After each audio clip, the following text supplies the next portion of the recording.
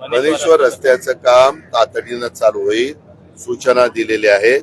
सीओशी बोललोय, म्हसे म्हणून PMRD चे प्रमुख आहेत त्यांच्याशी बोललोय, डुडी कलेक्टरशी बोललोय. त्यांना म्हणलं 600 मीटरचा रस्ता आहे, आता परत कुणालाही तिथं उपोषण करण्याची पाळी येता कामा नये. माझ्या बहिणीला पण येता कामा नये आणि इतर कुठल्या नागरिकांना पण येता कामा नये. आता तो रस्ता झालाच पाहिजे. त्या कामाला यंत्रणेला लावलेलं आहे. निधी कमी पडून दिला जाणार नाही. मी त्यांना सांगितलं, निधी जर DPC मधनं पाहिजे असेल तर DPC मधनं देतो. PMRDA मधनं देखील निधीची तरतूद केलेली आहे. जिल्हा परिषदेमधनं पाहिजे असेल तर तिथनंही देण्याच्या सूचना CO ला दिलेल्या आहेत.